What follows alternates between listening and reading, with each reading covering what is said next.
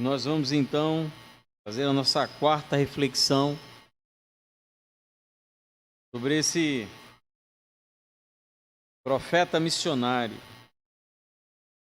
Lá no livro de Jonas, capítulo 3. Vamos ler todo o capítulo para nós então expormos, entendermos, compreendermos o que esse texto então traz para nós. Livro de Jonas, capítulo 3, diz o seguinte: A palavra do Senhor veio a Jonas pela segunda vez, dizendo: Levante-se e vá à grande cidade de Nínive e pregue contra ela a mensagem que eu lhe darei. Jonas se levantou e foi a Nínive, segundo a palavra do Senhor. Ora, Nínive era uma cidade muito importante diante de Deus. Eram necessários 3 dias para percorrê-la. Jonas começou a percorrer a cidade a caminho de um dia e pregava dizendo: Ainda 40 dias e Nínive será destruída. Os ninivitas creram em Deus, proclamaram um jejum e vestiram roupa feita de pano de saco, desde o maior até o menor. Quando esta notícia chegou ao rei de Nínive, ele se levantou do seu trono, tirou os trajes reais, cobriu-se de pano de saco e sentou-se sobre cinzas, e mandou proclamar e divulgar em Nínive o seguinte: Por mandado do rei e dos seus nobres, ninguém, nem mesmo os animais, bois e ovelhas, pode comer alguma coisa. Não lhes deem pasto, nem deixem que bebam água. Todos devem ser cobertos de pano de saco, tanto as pessoas como os animais. Então clamarão fortemente a Deus e se converterão cada um do seu mau caminho e da violência que há nas suas mãos. Quem sabe, talvez Deus se volte e mude de ideia, e então se afaste do furor da sua ira, para que não pereçamos. Deus viu o que fizeram, como se converteram do seu mau caminho, e Deus mudou de ideia, ou como diz algum texto, e Deus se arrependeu quanto ao mal que tinha dito que lhes faria, e não o fez. Queridos, até agora nós temos falado sobre esse profeta chamado Jonas. Como estudamos, Deus ele fala com Jonas, Jonas capítulo 1, para que ele então vá à cidade de Nínive e pregue contra ela, porque segundo o que diz o texto, a maldade daquela cidade então chegou até o Senhor. Só que Jonas, ao invés de obedecer, ao invés de se submeter àquilo que Deus tinha determinado, ele desobedece. Ele desce até a cidade portuária de Jope, compra uma passagem para aquela que era então a cidade mais longe conhecida pelo ser humano, que era a cidade de Tarsis, onde hoje fica a Espanha. E ele então parte para o fim do mundo, ele quer recomeçar, ele quer abandonar o seu ministério profético e, acima de tudo, ele quer ficar longe de Deus. Durante a viagem, Deus envia uma poderosa tempestade numa época em que não havia tempestade. E essa tempestade sacode o barco com extrema fúria, a ponto daqueles marinheiros que conheciam os mares, experientes, eles percebem que aquela tempestade não pode ser algo normal, natural, é algo sobrenatural que acontece ali. E essa tempestade coloca Jonas naquela situação em que ele deve se expor. No momento em que os pagãos oram e cada um busca o seu Deus, Jonas dorme. Ao ser questionado sobre qual a razão então daquele infortúnio, Jonas ele confessa que tem fugido de Deus. E os marinheiros perguntam: o que nós faremos então para que o mar se acalme? Olha, me lancem na água e o mar então se acalmará. Após uma luta contra as ondas, para não lançar Jonas sobre as águas, eles não veem então outra solução para escapar da morte certa do que lançar então Jonas sobre a água. E um peixe, sobre o comando de Deus, engole Jonas. E lá dentro do peixe o profeta Jonas, ele experimenta o que ele queria. O próprio Jonas, no capítulo 2, na sua oração, ele diz: excluído estou da tua presença. Então Jonas, ele conseguiu o que ele queria.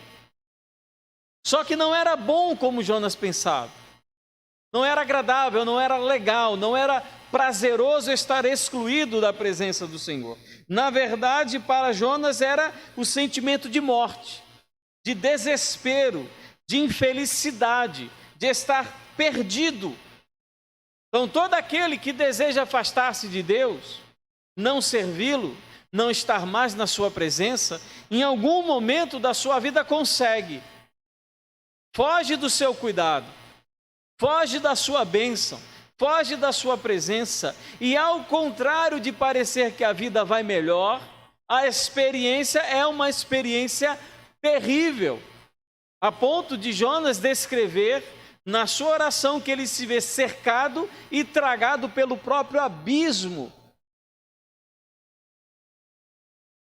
Deus tem compaixão de Jonas, ouve a sua oração e manda que o peixe então o deixe em alguma praia. Jonas, até agora, ao que nós lemos nesse texto, se mostrou rebelde, endurecido, determinado em desobedecer ao Senhor.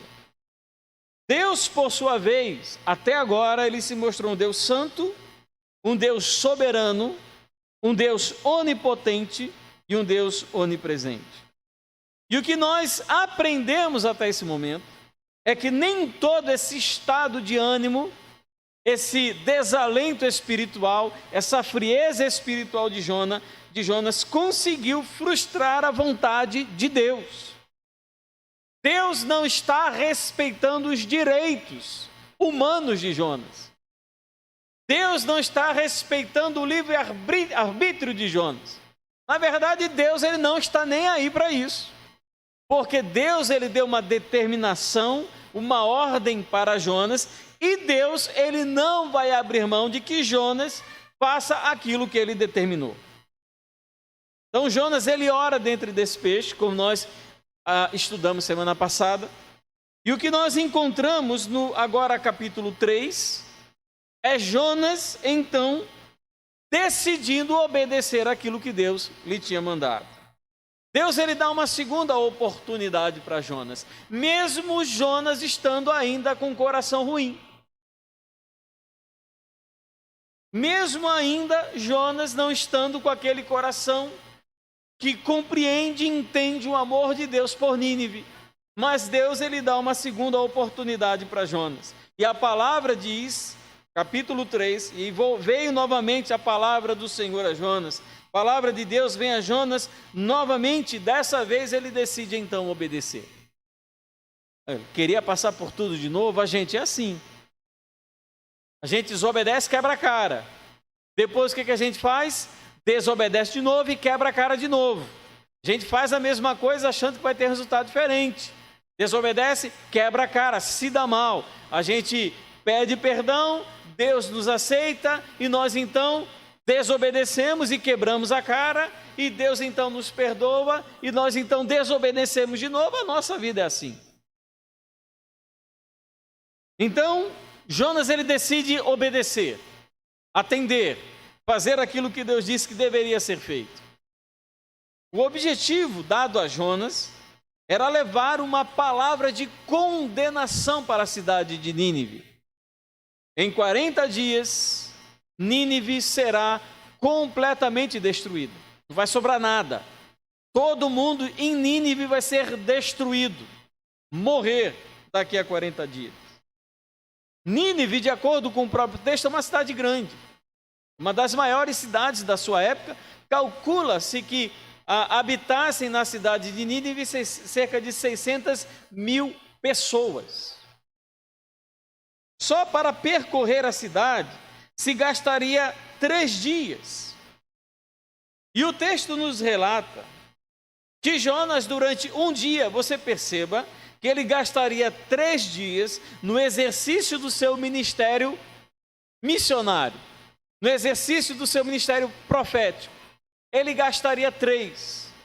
E logo no primeiro dia, então, Jonas se põe a pregar, a transmitir a mensagem que Deus tinha determinado que Jonas então transmitisse. Daqui a 40 dias, Nínive será destruída. Sem nenhuma empatia, sem nenhuma compaixão. Não existe um envolvimento de amor, de sensibilidade do coração de Jonas com aquela mensagem que ele está transmitindo. O que ele quer mais é que de fato Nínive seja destruída. Ele não tem compaixão, ele não tem amor por aquelas pessoas, não tem sensibilidade. Ele olha as crianças brincando, mas ele não está nem a ele, quer mais é que todo mundo morra. Mas Jonas está lá, caminhando, falando, pregando, sem colocar uma palavra, sem atender ninguém, sem orar por ninguém. Jonas simplesmente segue o seu percurso a caminho de um dia, repetindo a exaustão aquela mensagem que Deus tinha dado para Jonas falar. Daqui a 40 dias, Nínive será então destruída. A expectativa de Jonas, ao pregar essa palavra, ao transmitir essa mensagem, é que todo mundo morresse, é que ninguém se salvasse. A delícia, o prazer de Jonas ao falar aquela reflexão, aquela palavra para as pessoas, é que ao final de 40 dias ele pudesse assistir todas aquelas pessoas morrendo. A expectativa de Jonas era a morte. Estava pronto para ver cada pessoa de Nínive queimar sobre o fogo do juízo de Deus. Era isso que ele queria. Era para isso que ele estava ali. Era nessa intenção. Ele estava pronto para ver a condenação de cada alma de Nínive, mas ele não estava pronto para ver salvação. Perceba, aonde Jonas estava antes de entrar em Nínive. Ele estava para morrer no oceano, até ser engolido por um peixe e estar para morrer dentro de um peixe. Jonas é o homem que conseguiu experimentar a compaixão de Deus, mas não consegue ter compaixão de ninguém. Jonas é aquele homem que experimentou a graça, que experimentou a salvação, que experimentou o perdão, mas ele não quer graça, não quer compaixão e não quer o perdão de Nínive. Que atitude incoerente! Até parece com a gente. Por isso que eu acho que Jonas é gente como a gente, é um dos profetas que mais demonstram a sua humanidade e com o qual nós podemos mais nos identificar. Porque nós percebemos e vemos que as pessoas morrem todos os dias e de maneira alguma o nosso coração se compadece, a não ser que essa pessoa seja alguém muito próxima ou até familiar. O nosso coração é como o coração do profeta Jonas. Experimentamos graça, experimentamos misericórdia, experimentamos o perdão de Deus, mas quem quiser morrer, que morra. Se tiver que queimar debaixo do fogo do juízo da ira de Deus, eu não estou nem aí. Diante do Senhor eu já estou salvo, não preciso fazer nada. Meu irmão, como nós somos parecidos com Jonas. Jonas está obedecendo, mas o seu coração não foi transformado.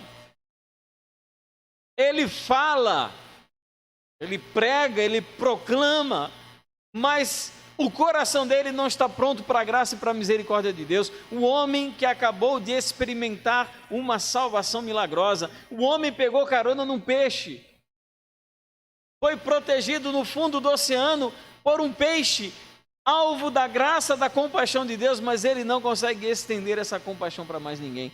Que coração medíocre e maligno desse homem chamado Jonas. Até os maiores homens de Deus, os grandes, aqueles que antes proclamavam compaixão e misericórdia do Senhor, abandonam e o seu coração, se não cuidarem, são tomados pelo pecado e pela insensibilidade. Então Jonas está lá passando por Nínive, e proclamando aquele seu discurso antipático, sem absolutamente nenhuma compaixão e nenhuma graça. Daqui a 40 dias Nínive será destruído. Eu olho Jonas andando, ele chega no mercado, fica no lugar alto e abre o pulmão, a boca e diz: daqui a 40 dias Nínive será destruído. Mas peraí, por quê? Qual a razão? Quem é você? Quem é teu Deus? Não tem nada, é somente isso. O que acontece? Nós encontramos versículos 5 a versículo 9. O povo se arrepende. Acontece tudo o que Jonas não queria que acontecesse. O sucesso de Jonas para ele foi algo terrível. O único caso, você não encontra algo desse tipo acontecendo em nenhum lugar das Escrituras. Quando nós falamos de conversão em massa, nós lembramos do começo do livro de Atos dos Apóstolos. A pregação de Pedro, 1.000, 3.000, 5.000. Isso não chega nem aos pés do que aconteceu com Jonas. Mas Jonas, ele, na ótica e na perspectiva dele, ele foi um grande fracassado. Porque o povo reagiu com arrependimento. Veja que coisa louca. Numa cidade, então, que demoraria 3 dias para percorrer, no primeiro dia de pregação, Jonas alcança resultado. A gente, às vezes, passa o ano pregando para converter uma alma. A gente passa 10 anos para converter o pai e a mãe da gente. Jonas, em um dia de caminhada, parece que no texto hebraico original, a pregação de Jonas são 5 palavras. Pronunciando 5 palavras, ele levou uma cidade inteira ao arrependimento no primeiro dia. E quando as pessoas então começam a ouvir essa terrível mensagem de condenação para a cidade de Nínive, Jonas praticamente não precisa fazer nada, porque a mensagem começa a passar de pessoa para pessoa e a cidade começa então a entrar num nível de arrependimento profundo e depois chega nos ouvidos do rei, que então proclama um jejum em toda a cidade. Jonas não imaginou que seria assim. É aquele pregador que chega no púlpito: hoje eu vou arrebentar, hoje eu vou quebrar, Senhor Jesus vai falar, vai ter conversão, e ele se enrola no texto, não explica direito, ninguém entende, ninguém é abençoado, ninguém é edificado. Ele orou, mas nada aconteceu. E Jonas, sem botar o joelho no chão, sem orar, sem ter a vontade de ver pessoas se arrependendo, aquela cidade se converteu a partir do primeiro dia de pregação de Jonas. Aonde está a razão do sucesso dessa pregação? É na eloquência? Jonas, aquele pregador eloquente, que fala de maneira fina, usando bem o português, encaixando as palavras corretamente. Será que era o sermão de Jonas que seguiu aqueles 3 pontos, da pregação presbiteriana? Introdução, tem 3 pontos e a conclusão. Será que era uma pregação batista temática? Será que era o resultado da empatia de Jonas? As pessoas sentiram o coração compassivo daquele pregador? Será que as palavras de Jonas foram sedutoras? Será que Jonas pregou o que o povo queria ouvir? O que atraía as multidões? Será que Jonas falou coisas que traziam o vigor na alma e o bem-estar das pessoas? Foi isso que provocou o efeito? Será que era a profundidade teológica e intelectual dessas 5 palavras ditas por Jonas? Nada disso. Será que Jonas fez apelo? Jonas tem apelo na pregação de Jonas? Quem aqui quer aceitar Jesus? Quem aqui? Quem aqui quer se converter? Quem? Nada disso.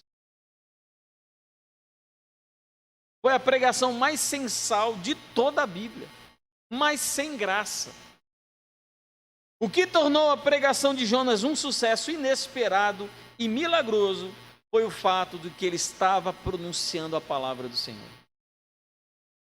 Ele não acrescentou, ele não tirou, ele não floreou, ele não usou os mecanismos humanos. O que ele fez foi simplesmente pregar aquilo que Deus tinha ordenado que ele pregasse. E nisso ele foi obediente. Foi exatamente o fato de que Jonas, ele simplesmente pregou a palavra. E os pagãos, então, se converteram de maneira genuína e sincera. Nós encontramos os pagãos, no barco, orando e Jonas dormindo. E agora nós encontramos pagãos se arrependendo e Jonas com o coração endurecido.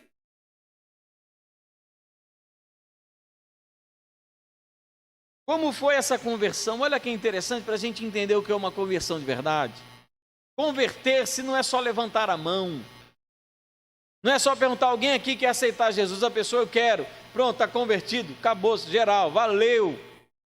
Como foi a conversão dos ninivitas? Primeiro, eles manifestaram fé em Deus. Eles creram na palavra do Senhor. Eles creram. Conversão começa com fé em Jesus. Começa com fé. Primeiro, eles creram na palavra do Senhor, versículo 5. Eles creram, eles acreditaram. Não na palavra de Jonas, mas em Deus. Eles creram na palavra do Senhor. Os ninivitas creram em Deus. Não começou com uma aceitação intelectual, começou com a manifestação de uma fé genuína. Segundo, eles demonstraram arrependimento verdadeiro. Não esse arrependimento mais ou menos. Ia para a balada, não vai mais. Bebia, não bebe mais. Fumava, não fuma mais. Falava palavrão, não fala mais. Claro que cristão não muda, a vida do cristão muda. Mas o arrependimento deles foi sincero, genuíno, porque primeiro eles se humilharam diante do Senhor. Se humilharam, olha, ninguém aqui vai comer, ninguém vai tomar água, ninguém vai botar a melhor roupa. Vai todo mundo se vestir de pano de saco e vai jogar cinza sobre a cabeça. Vai ficar todo mundo feio, desgrenhado. Ninguém vai escovar os dentes, não vai tomar banho, não vai passar perfume não. É para ficar fedorento, é para ficar mal cheiroso. Porque a gente não é nada. O que é banho, o que é cheiro, o que é escovar os dentes, o que é perfume, perto de uma cidade que vai ser destruída. Tem coisas mais urgentes, mais importantes. E naquele momento, o rei proclama um jejum que envolve até animal. Nem um cachorro come, nem um gato. Ninguém come, ninguém sossega, ninguém descansa. Porque em 40 dias, Nínive simplesmente vai deixar de existir. Os nossos filhos vão morrer, os nossos idosos morrerão.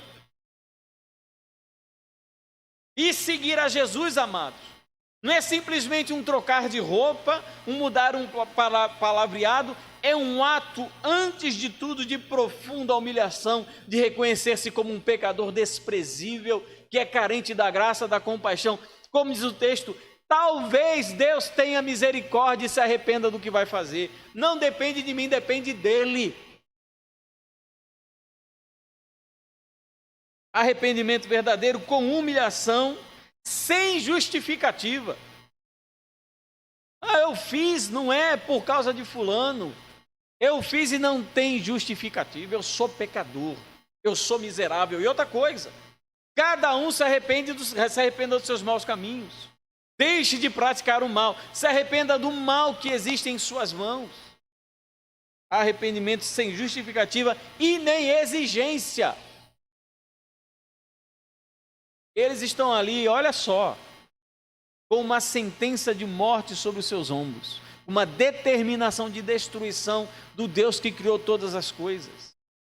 O que há para se fazer a não ser depender da graça de um Deus que pode mudar de ideia em relação ao mal que ele faria? Mas veja, eles não têm conhecimento de que Deus pudesse mudar. É aquela situação, não tem o que fazer.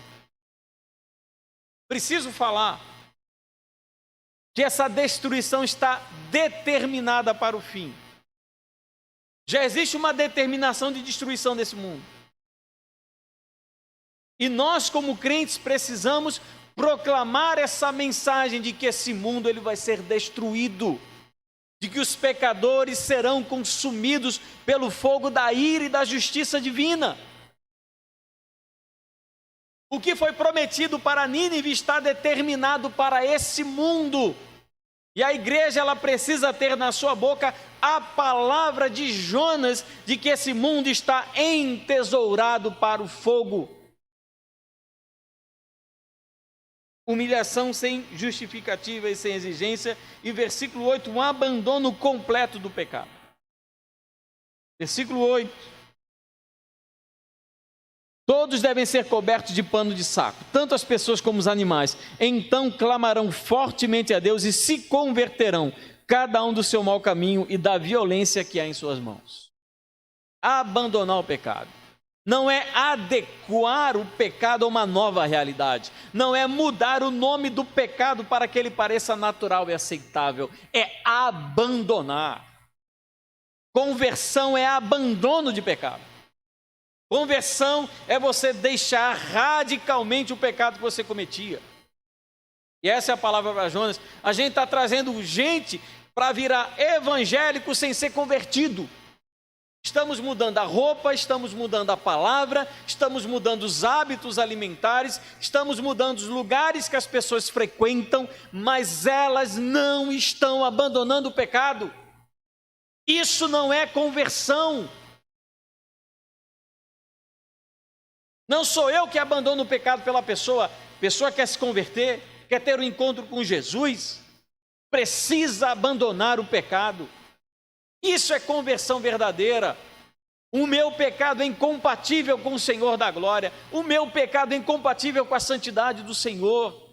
Não posso entrar em sua presença sem ser santo. Não posso entrar em sua presença sem abandonar aquilo que eu tenho cometido contra o Senhor. Esse mundo está entesourado para o fogo. E nós sabemos que os que se arrependerem serão salvos, mas o castigo virá sobre os ímpios. E então chegamos no versículo 10. Deus viu o que fizeram, como se converteram do seu mau caminho. E Deus mudou de ideia, como diz algumas versões, e Deus se arrependeu quanto ao mal que tinha dito que lhe faria e não fez. Veja só, os pagãos se arrependem, Deus se arrepende, mas Jonas não se arrepende. Continua com o coração duro. Obviamente, como nós entendemos, o arrependimento de Deus não é como o arrependimento humano. Isso é uma maneira de expressar a ação de Deus em relação aos pecadores. Quando nós lemos, por exemplo, em Ezequiel capítulo 33, versículo 11, diga-lhes, tão certo como eu vivo, diz o Senhor seu Deus, não tenho prazer na morte do ímpio, mas em que o ímpio se converta do seu caminho e viva. Convertam-se dos seus maus caminhos, porque vocês haveriam de morrer, ó casa de Israel. Deus ele não tem prazer na morte do ímpio. Ele quer, na verdade, que o ímpio se converta. Então, o ímpio se converteu. Aquele castigo que estava preparado para ele já não está mais. Deus mudou o seu procedimento, porque o pecador também mudou o procedimento. O arrependimento de Deus significa que Deus trata o ser humano de acordo com os seus atos. Se estamos em desobediência, Deus ele será duro conosco.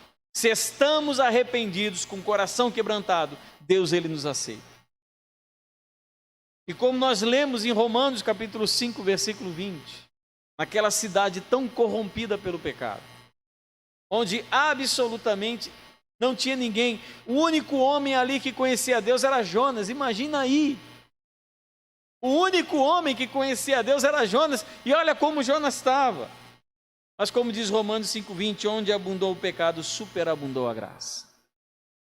E quando nós olhamos para Nínive, para aquele pecador, um homem com coração confuso, dúbio, homem com coração amargurado, com coração triste, nós entendemos que Deus é muito gracioso. Nem Jonas, com toda a sua antipatia, conseguiu impedir Deus de demonstrar a sua graça e a sua misericórdia para com os pecadores arrependidos. Queria concluir fazendo algumas breves aplicações. Primeira, nós precisamos entender que a vida cristã é repleta de recomeços. Assim como foi com Jonas, em que ele teve a oportunidade de retomar a sua vida. Deus não abandonou e nem desistiu de Jonas. Foi no mar, dentro do peixe, andando pela cidade de Nínive, Deus não abandonou Jonas. Deus não o deixou, mesmo sendo Jonas quem ele era, mesmo estando Jonas como ele estava. Veja a gravidade do que Jonas fez. Jonas, ele ardia um plano, ele construiu um plano de fugir da presença de Deus, de desobedecer, de se rebelar contra a vontade do Senhor. Comprou uma passagem para ir para o lugar mais distante que ele podia. Isso foi grave. Mas o que Deus fez? Deus insistiu com Jonas. Quando nós estamos nas nossas tentativas de fuga, ou substituindo a nossa alegria em Deus por outras alegrias, quando não queremos saber mais dEle, quando não queremos ter contato com Ele, quando o nosso amor arrefece, quando o nosso amor ele encolhe, Deus ele não desiste de nós. Ele nos dá toda a oportunidade e chance de experimentar um novo começo. Deus insiste conosco. Nós é que preferimos fugir. Então já deixo aqui, querido, o desafio. Se você está fugindo de Deus, olha a oportunidade do recomeço. Olha a oportunidade de voltar, de se arrepender, de fazer como Nínive, como aqueles crentes agora de uma cidade, uma das maiores cidades da época, agora uma cidade que agora serve a Deus. Abandonou os ídolos, abandonou os maus procedimentos e agora reconhece o Senhor. Olha a oportunidade à tua porta de recomeçar, de reconstituir, de fazer as coisas da maneira correta, de encarar o resultado das tuas más ações e de agora eu preciso consertar, preciso corrigir, preciso ter uma vida diferente, preciso ser transformado, mas eu preciso começar de algum lugar. Talvez esse seja o dia, seja a hora de reativar um compromisso, de reatar um amor maior por Deus, de ter uma vida diferente, uma vida de oração, uma vida de buscar ao Senhor, de ser um instrumento dEle, de ser uma bênção. Essa é a oportunidade que Deus dá para Jonas. Jonas, eu vou dar para você o ministério mais profícuo, mais importante de toda a história da humanidade, Jonas. E aquilo que para Jonas, que para Deus era uma grande oportunidade, para Jonas era um grande desgosto. E ele deixou de celebrar a conversão de 600 mil pessoas por causa da maldade do coração dele. Tem tanta coisa boa acontecendo ao nosso redor e o nosso coração frio não consegue participar das bênçãos e da alegria do céu. Não é que não acontece, não é que o milagre não chega, não é que Deus não age, é que o meu coração está lá em Tarsis, não está em Nínive onde ele deveria estar. Meu coração está no dinheiro, meu coração está no vício, meu coração está nos meus pensamentos fugazes, está nos meus sentimentos de amargura, nas minhas insatisfações, tomado pelas minhas tribulações, cheio de isso, aquilo, cheio de amargura e de pecado, e as coisas acontecem ao nosso lado e a gente não participa. A gente não é impactado, não se envolve, não é abençoado. Não é que Deus não está abençoando, não é que Deus não está molhando, não é que o rio não esteja passando, é porque nós estamos ocupados demais com outras coisas, envolvidos demais com os nossos próprios sentimentos e acabamos não percebendo Deus agindo na vida das pessoas. Uma oportunidade de recomeço. Jonas, vamos recomeçar. É interessante que as palavras utilizadas para iniciar o capítulo 3 é a mesma palavra iniciada para começar o capítulo 1. Veio novamente a palavra do Senhor a Jonas: Jonas, vá até Nínive. Deus não mudou o discurso. Deus não mudou a sua ideia por causa de Jonas. É uma oportunidade de recomeço. Segunda lição. É para nós consolo e segurança que Deus mude os seus planos para conosco quando decidimos obedecer. Vou repetir que a frase é longa. É para nós consolo e segurança que Deus mude os seus planos para conosco quando decidimos obedecer. Deus se arrependeu do que faria porque o povo abandonou seus pecados. Nós não podemos, queridos, esquecer a gravidade dos nossos pecados, assim como grave é o juízo de Deus contra os nossos pecados. Não é porque nós somos crentes que os nossos pecados diante de Deus se tornem menores ou aceitáveis. Eles continuam graves. E as consequências sempre são nefastas, apesar de Deus nunca permitir que nos afastemos dele, que percamos a nossa salvação. Mas o pecado, ele sempre tem consequência. Que bom que quando nós nos arrependemos aquele mal que estava determinado, Deus, peraí, agora eu não vou mais fazer isso, porque o meu objetivo era levar o pecador ao arrependimento. Como ele se arrependeu, eu não vou mais fazer. Queridos, nós testamos e provamos Deus ao limite com os nossos pecados e desobediência. Somos instáveis, descompromissados, relaxados em nossa vida espiritual, mas perceba, assim como para Nínive, para cada um de nós há um limite da tolerância e da paciência de Deus. Limite esse que Deus estabeleceu e nós não devemos ultrapassar.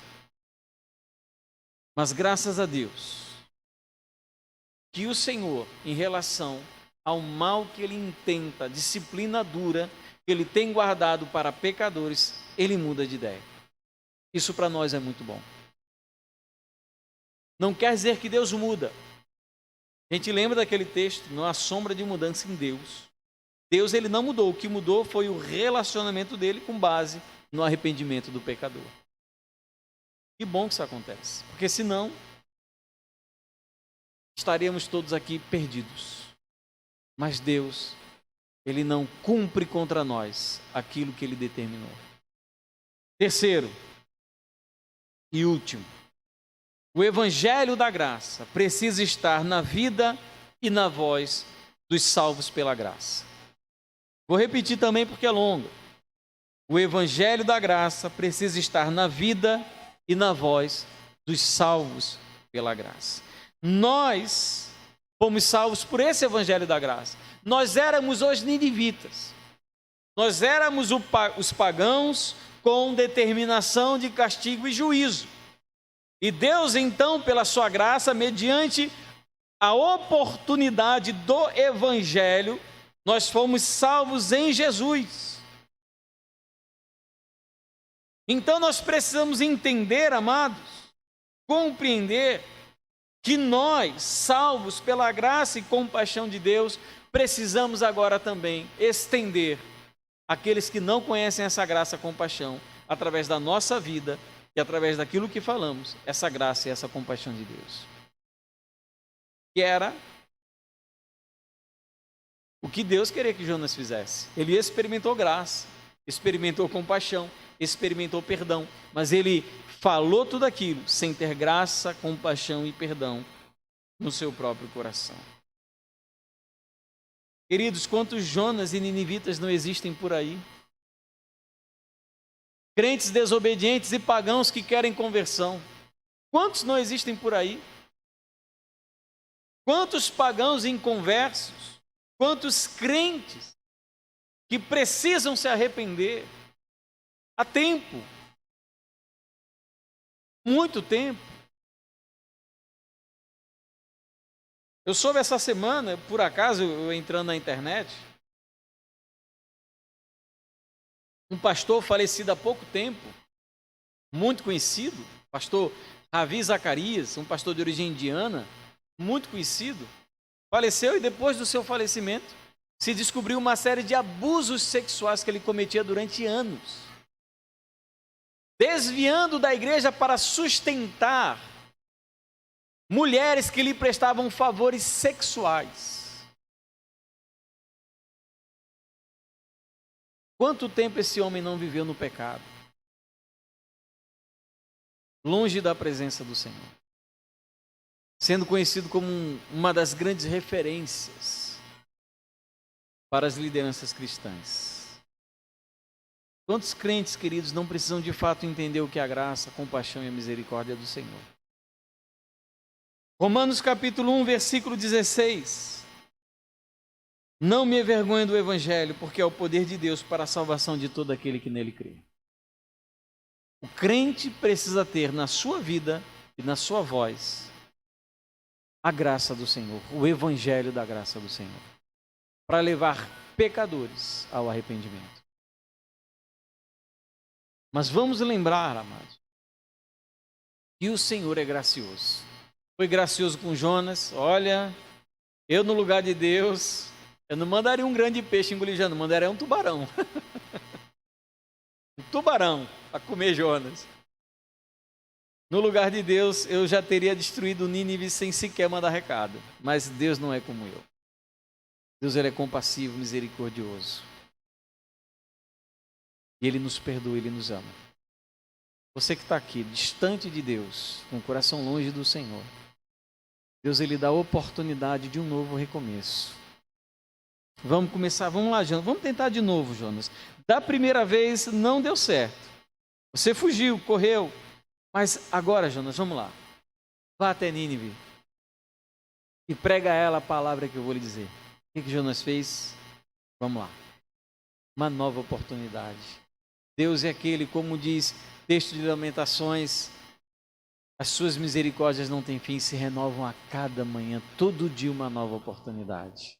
Se você está aqui longe, distante de Deus, com o coração longe, eis um grande momento para dizer: Deus, eu quero uma nova oportunidade, para que o Senhor me tome em seus braços e faça de mim um homem de Deus, uma mulher de Deus, cheio de Espírito, para fazer a obra dele, para levar pagãos ao arrependimento e à conversão. Amém? Vamos fechar nossos olhos, vamos curvar nossas cabeças e vamos falar com o Senhor.